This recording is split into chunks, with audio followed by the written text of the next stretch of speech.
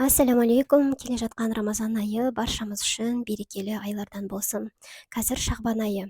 Бізде бірнеше күндеріміз бар, яғни оразаға дайындалып алуымыз керек.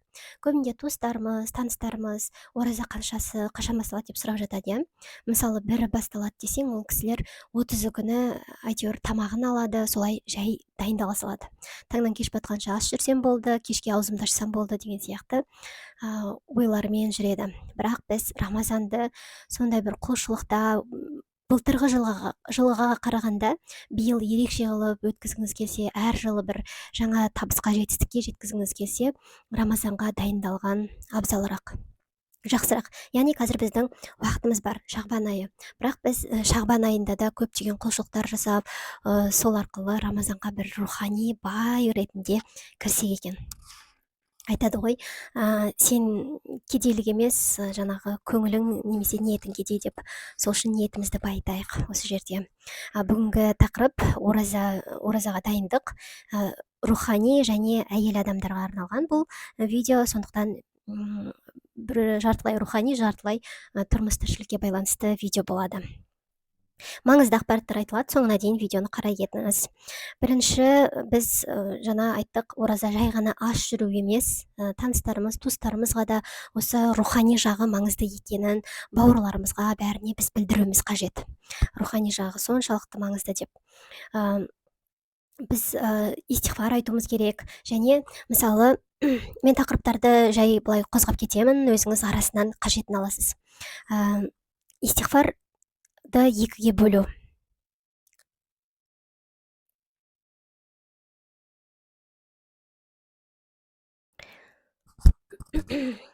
Рухани даму үшін біз ең бірінші мына нәрсеге көңіл бөлгім келіп тұр. Біз бәріміз бір нәрсе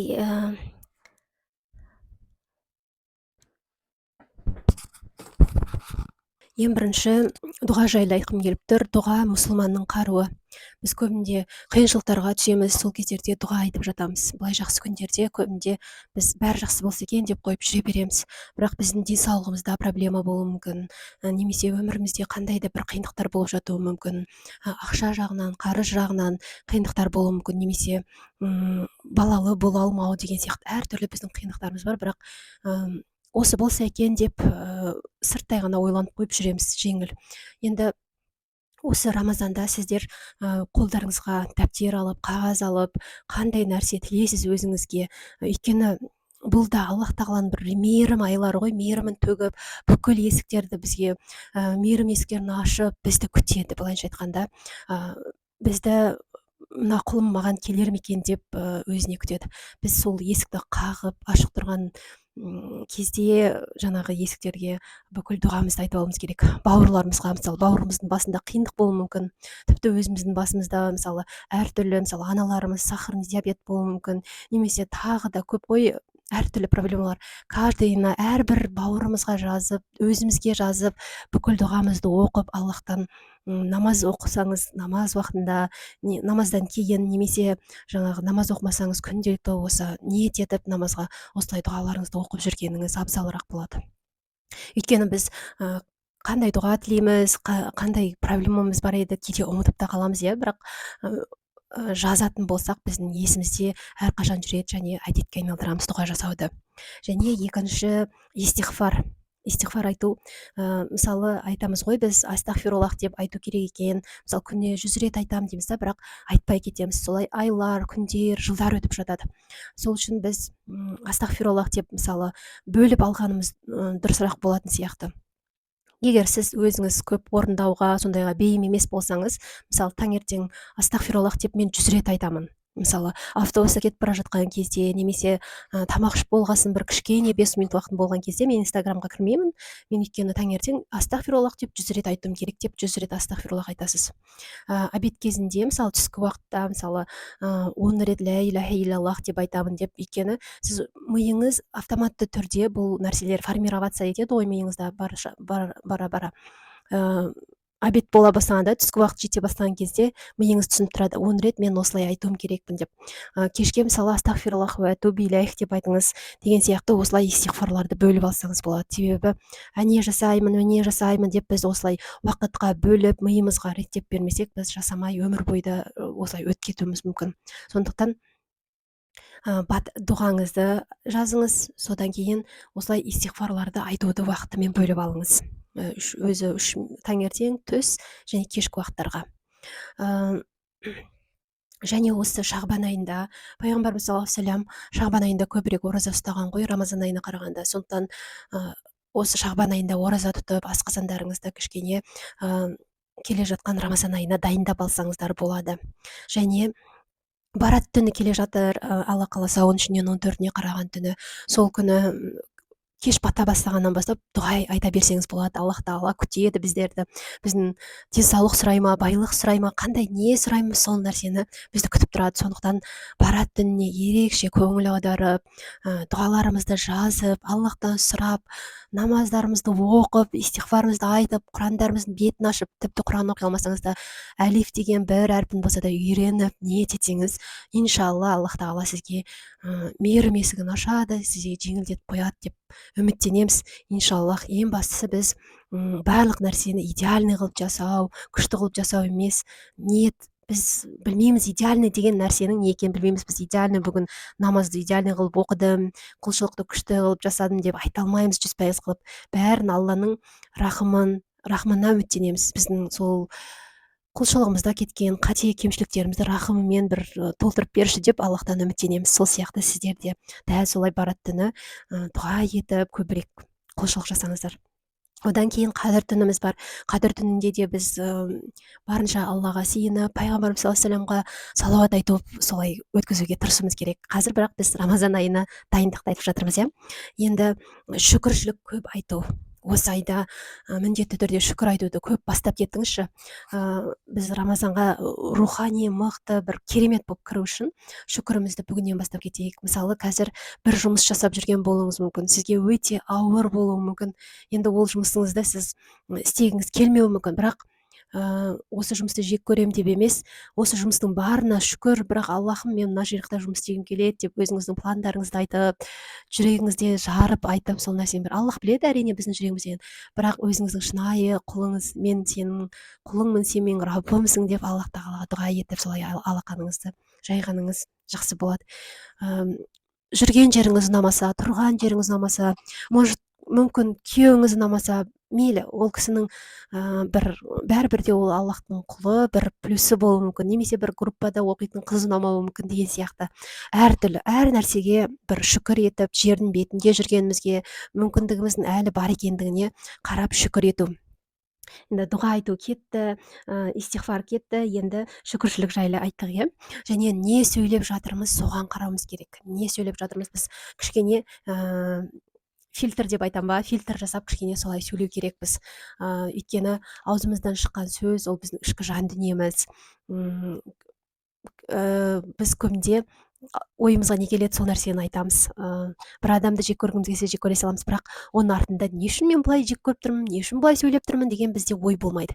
Дәл осы сұрақты мысалы өзіңізге қойып көрсеңіз болады. Солай сұрақ қою арқылы адам ойланады. Қазіргі уақытта ойлануға біздің уақытымыз жоқ. Шын мәнінде біз қазір телефон, жалған дофаминнің жетегінде кетіп жатырмыз. Сондықтан бір уақыт тоқтап, мен не істеп жатырмын деп ойлануға өзіңізге мұрша беріңіз.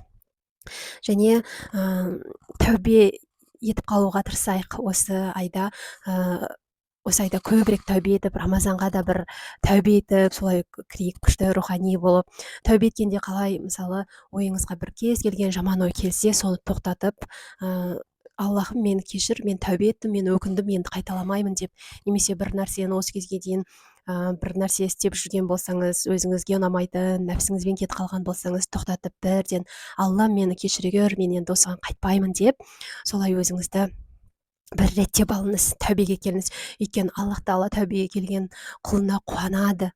Тәубе еткендерді жақсы көреді. Қандай жақсы да.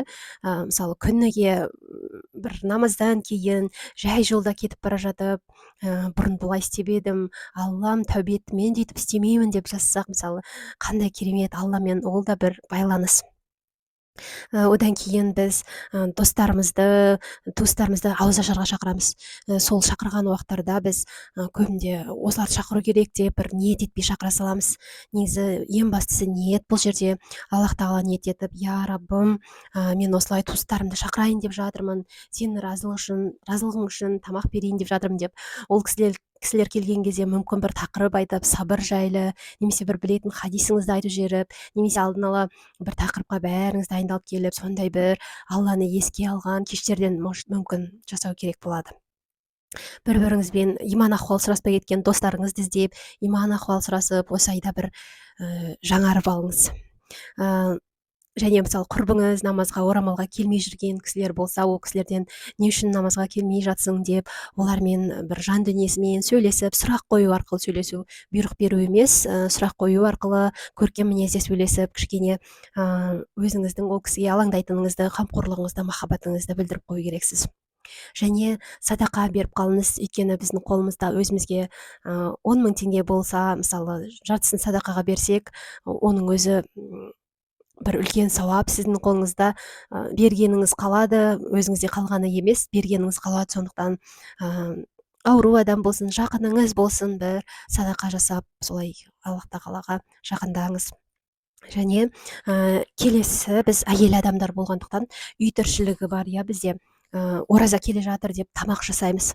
Бірақ майлы қылып, қуырып деген сияқты өзіміздің де жаңағы жақындарымыздың да денсаулығына зиян келтіріп алатын нәрселерді жасамау үшін асханадағы улы заттарымыздан құтылуымыз керек. Және абай болыңыз, пирогтар, торттар пісіріп жатады, Рамазан айына. Сол кезде желатин қосылып кетпесін, немесе желатин қоссаңыз да ол неден жасалынды, оның бәрін анықтап қараңыз. Өйткені шошқаның желатині өте көп қолданылады. Қазір көптеген компаниялардан витаминдер алып ішеді адамдар, бірақ құрамында мысалы капсуланың сырты ол шошқаның желатині болуы мүмкін да. Сол үшін мен жеке басым айхюруптан заказ беремін. Айхюрупта жаңа сыртына дейін өсімдіктерден жасалынған, олардың желатині көбінде 100% халал нәрсені алып ішемін. Және ол өсімдіктерден жасалғасын 100% сіңімді болады. Сондықтан ішіп жатқан витаминдеріңізді де бір осы жолы қарап алғаныңыз дұрыс болады. Егер анаңызға көмектесіп, әкеңіздің витаминдерін бәрін тексеріп, солай адалынан жасап берсеңіз болады. Және әйел адамдар үй тірлігін азайту. Рамазан айында күйеуіңізбен бір ауыз келісіп, өйткені біз физикалық ауыр жұмыстарды істеген кезде әйел адам ол бәрібір шаршайды. Біз ер адам емеспіз, сондықтан жаңағыдай үйді қатты бір жуу, ауыр нәрселерді көтеру деген нәрселерді жасамай, өйткені организміңізге ауырлық түсіп кетпеу керек. Жұмысыңызда да өзіңіздің денеңізге құрметпен қараңыз. Өйткені бұл дене біздікі емес, Аллах тағала бізге бұл денені уақытша берді. Бұл дене бізге аманат. Сондықтан біз көрінген нәрсені жеп, қалай болса ауыр көтеріп, өз денемізге зорлап солай қиындықпен қарамайық. Және әйел адамдар ұзын көйлек киіп, мен жақында орыс гинекологтың статьясын оқыдым. Сол кезде балалы болу үшін тіпті ұзын көйлек кию керек екенін, тіпті үйде жүрген кезде ұзын көйлек кию керек екенін статьяны оқыған кезде мен де таң қалдым. Тіпті осы жаққа дейін жетіпті ғой деп, жаңағы гинекологтың статьясынан исламның қаншалықты мысалы ертеде айтып кетті ол ислам бізге, ал енді ол кісілер қазір зерттеп жатыр. Сондықтан әдемі көйлек киіп, өзіңізге солай денеңізге де, сыртыңызды да, ішіңізді де бір реттеп рухани дайындалып алыңыз. Үй жұмысын күйеуіңізге айтыңыз, аз айтатыныңызды енеңізге түсіндіріңіз, немесе жаңа қыз балалар болса анаңызға айтып деген сияқты сондай бір баланс ұстау керек болады өмірді. Жаңағы 50-50 рухани жаққа да көңіл бөліп, өзімізге де көңіл бөлуіміз керек. Және тағы бір айтып кететін нәрсе, рухани жағынан сіздер сира қараңыздар деп айтар едім. Нұрсұлтан ұстаздың сирасы бар, 104 сабақтан тұратын, ютубта жарты сағаттан ғана сол сираны қарап, пайғамбарымыз саллаллаху алейхи вассалам өмірін біліп деген сияқты өзіңіздің иманыңызды күшейтуге тырысыңыз. Мен де осы сира жайлы оқып, пайғамбарымыз саллаллаху алейхи вассаламның жаңағы жайлы оқып, менде көп білмейтін нәрселерімді оқып, өзімнің жүрегімде, басымда жарылыс болды десе болады. Осылай өзіңіздің отбасыңызға көңіл бөліңіз, тамақтарыңызды дайындаңыз, белок, жаңағы көмірсу деген нәрсенің бәрін реттеп, қай кезде қайсысын жеу керек деген сияқты бір осы шағбан айында бір реттеліп алсаңыз болады. Инстаграмнан немесе ютубтан оңай жасалынатын дәмді тамақтар қарап кесте жасап алсаңыз болады. Ас үйдегі улы заттардан құтылу дедім ғой, сол жерде біз ең көп тұтынатын нәрсе сұйық май. Сұйық майдың орнына өзіңіз малдың майын араластырып, қыхи майын жасап алсаңыз болады. Және дрожжи, біз қолданатын магазиннен сатып алатын дрожжиларымызды оның орнына табиғи ашытқы жасап алсаңыз болады. Менің каналымда бар табиғи ашытқы жасау. Және қолдан нан пісірсеңіз болады осы Рамазан айында, жақындарыңызға арнап, жолдасыңыз болсын, анаңыз болсын, міндетті түрде қуанады. Мен де өмірімде алғаш рет нан пісіріп көрдім. Сол нанды ютубқа салған болатынмын. Видео түсіруге деген махаббатымды осы нан пісіру арқылы келтірдім. Және сол дрожжидің зияндығын біз білмей, көбінде пышный болса болды, жұмсақ болса болды деп салып, неше түрлі заттар пісіріп жатамыз, бірақ жақындарымыздың денсаулығын ойламаймыз. Ертең ол жүрегі ауырып қалуы мүмкін, ертең ол қаны дұрыс болмауы мүмкін. Сондықтан да ең бастысы тамақтың жаңағы әдемілігіне емес, оның денсаулығымызға келтіретін пайдасына қаратай ойланатын кез. Қазір көбінде глютен бар ма, жоқ па деп адамдар қарап солай тамақтанады. Сондықтан біздің қолымызда өте көптеген ресурстар бар, осындай тамақ жасауға, көріп қарап, қарапайым үйдегі заттармен тамақ жасауға солай болады. Сондықтан жан-жақты ізденіп, осы айда енді Аллах тағала шағбан айында да құлшылығымызды жасап, Рамазанға кәдімгідей бір рухани болып, күшті көңіл күймен кіріп бару үшін қазірден бастап міне дайындалып алайық. Сіздерге пайдамды тигізгім келді. Қорытындылай кетсем, дұға жасауды ұмытпаңыз, дұға жазып алуды ұмытпаңыз. Әрқайсына бір дәптер қылып жазып алсаңыз да, ол біздің Аллахтан сұрайтын заттарымыздың көп екені мәлім ғой. Дұғаның өзі бір құлшылық сияқты, өйткені сіз құлсыз, мойындайсыз, сіз әлсізсіз, сіз ештеңеге күшіңіз келмейді.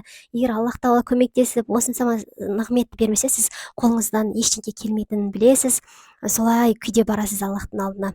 Өйткені бір көзіміздің өзін берген Аллах тағала нығмет қой, бұны өзі мысалы миллион, миллиард долларға орнына қоя алмаймыз. Сондықтан шүкір айтып, солай дұғаларымызды реттеп, шүкіршілік күнделігін жазып, реттеліп алайық, үй тірлігін реттеп алайық. Солай Рамазанға бір жинақы күйде кірейік. Бәрлеріңізге Аллах тағала жар болсын.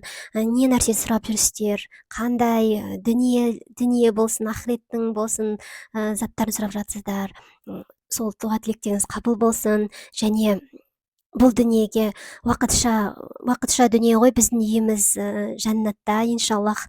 Ораза ұстаған үшін Аллах тағала райян қақпасынан кіргізуді Аллах тағалам бізге нәсіп етсін. Және бұл дүниеде сіз мәңгілік сияқты қылып, мәңгілікке қалатындай етіп істеріңізді жасай аласыз. Бисмиллах деп бастап, Аллахым сенің разылығың үшін деп, оның бәрі бізге осы өмірде біз солай істесек, мысалы үй тірлігінде, киім жуғанда болсын, барлығын Аллахым сенің разылығың үшін, сен үшін деп жасасақ, ол ана дүниеге бізге сауап болып бара береді. Сондықтан асығып, шашып, тез қылып, ұрсып жүріп істеген ісімізде береке болмайды. Сондықтан Аллахқа ниет етіп үйренейік. Сол мәңгілік өмірге дайын болайық, дайындайық осы жақтан бастап. Және ең бастысы қазір шағбан айындамыз, ораза айына Аллах тағала аман жеткізсін, сол тілеген дұға тілектерімізді қабыл етсін. Баршаңызға Аллахым жар болсын. Не тілек тілесеңіздер де Аллах тағалам қабыл етсін. Өзінің мейірімімен, рахымымен сіздерді қорғап, қоршап қойсын. Ассаламу алейкум. Каналға тіркеле кетіңіздер.